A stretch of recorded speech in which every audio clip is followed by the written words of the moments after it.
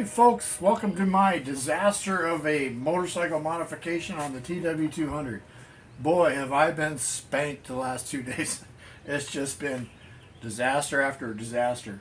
The one thing I want to do today is I want to do a basic simple review of the Tusk front rack for the TW200 and go over the issues that I had.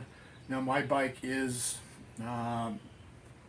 got some different things going on. It's not stock, so I think I can attribute those issues to that, and then they're fitment issues. So but let's cover that now. I'm going to bring you in close so you can see what's going on kind of, and you can get a better look at what I had to deal with. So all right, let's move on to that. I'll get set up for that. Woohoo!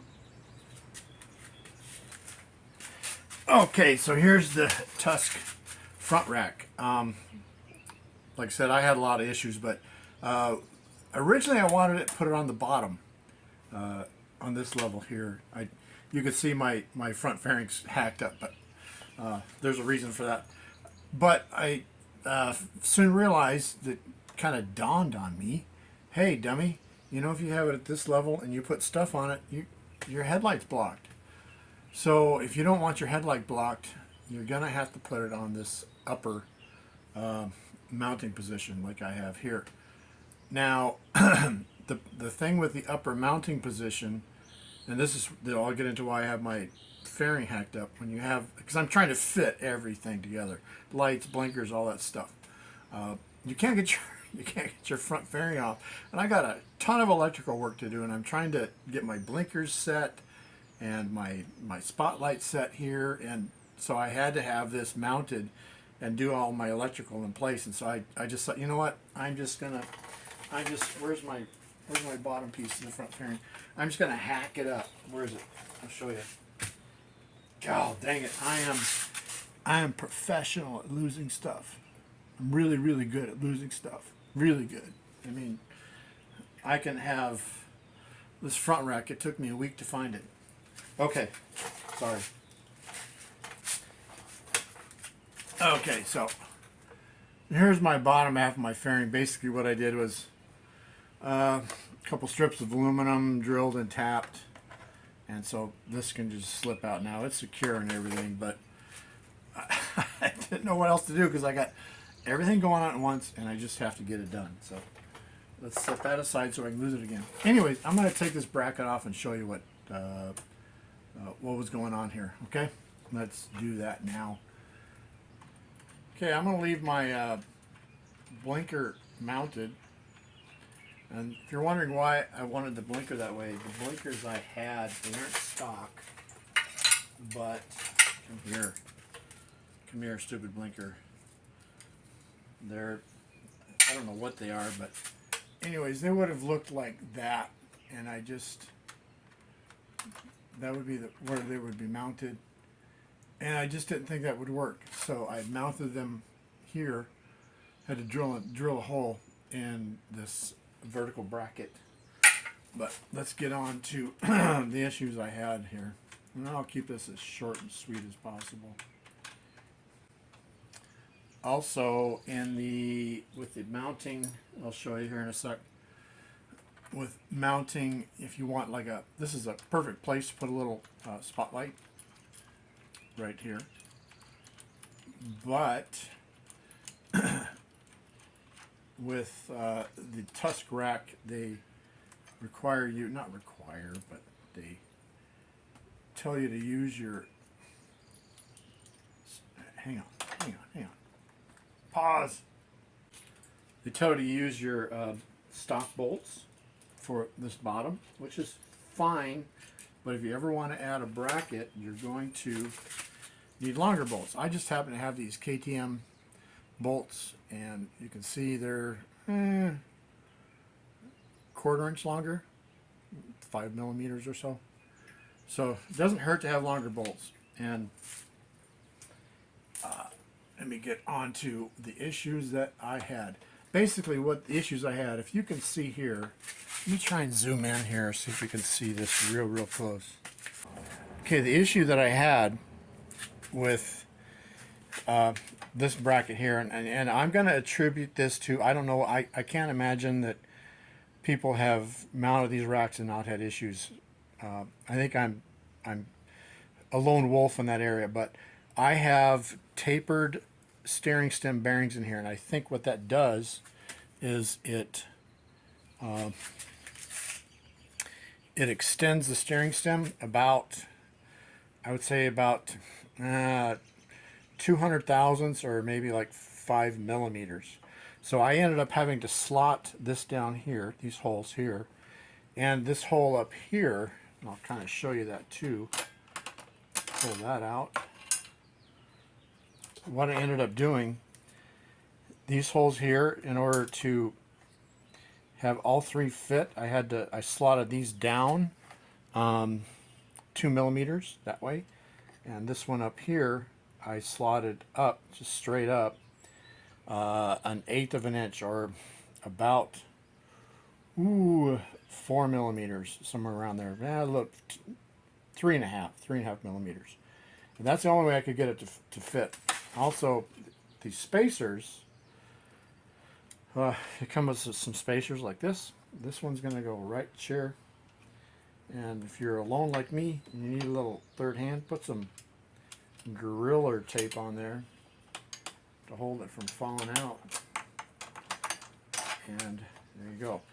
Because before, I would mount these, and this was like way off, not even close, half a hole, more than half a hole, not gonna work.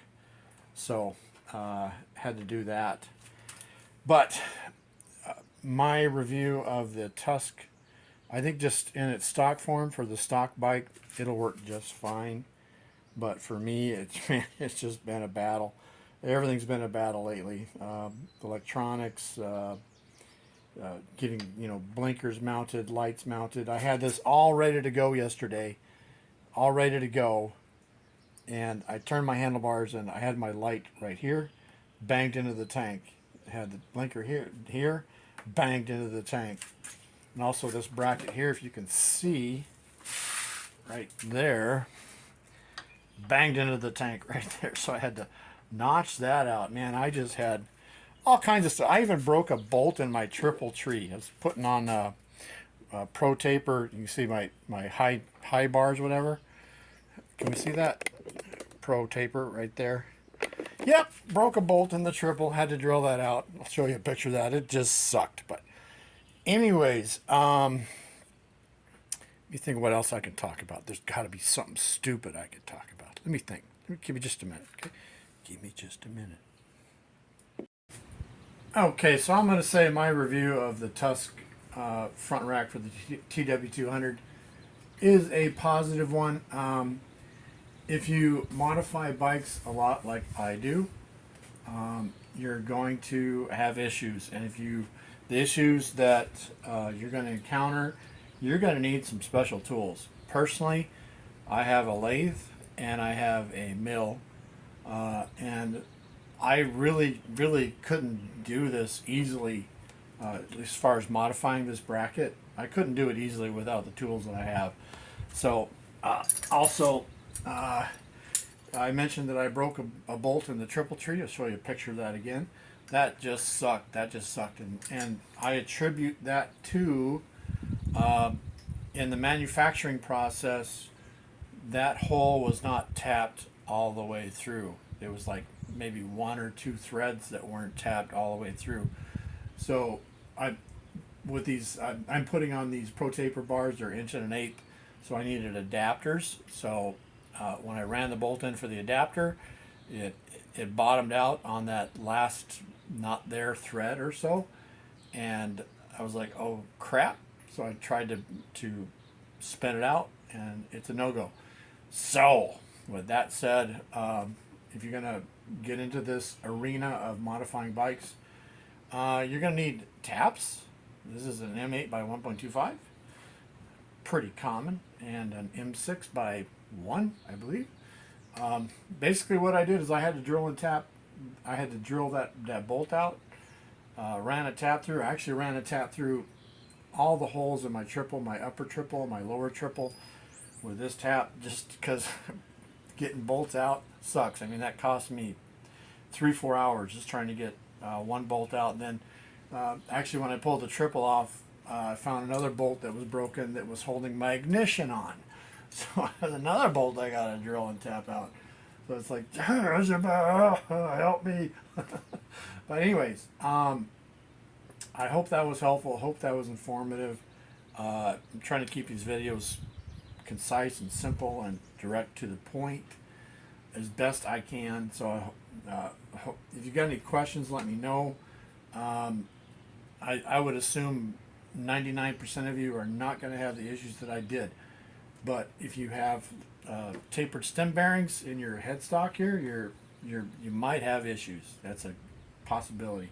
That's the only thing I can attribute it to, because like I said, everybody else has no problem mounting this. I did lots of problems, lots and lots and lots and lots. It just kicked my butt all day yesterday.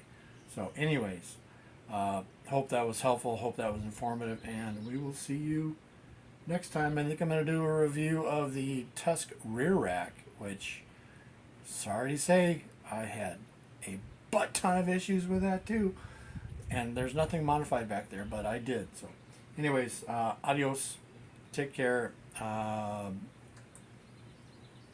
Right on, I guess. Right on. Yep.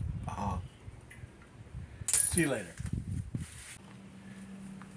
Hold the boat. Hold the frickin' boat. I wanted to cover something. Just one last thing quick.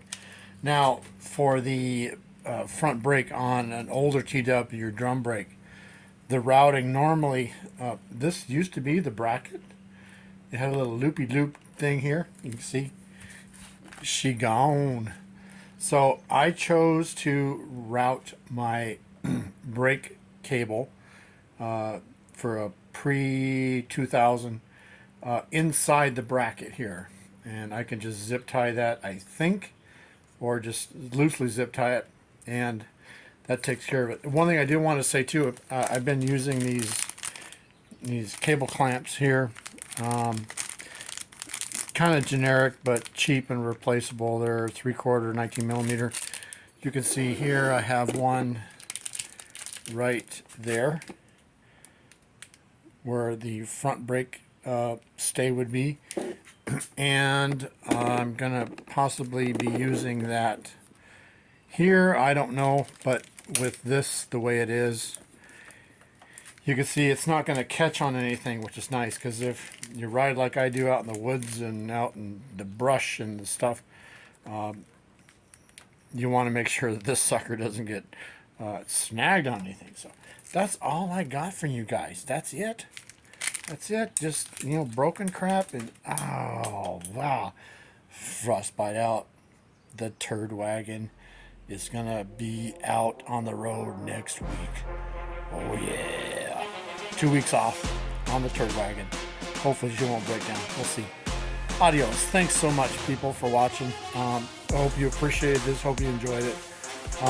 We got a lot of stuff coming up as far as riding. I'm going to be doing a 1,500-mile round trip on the TW200, hitting northern South Dakota into the barren wasteland.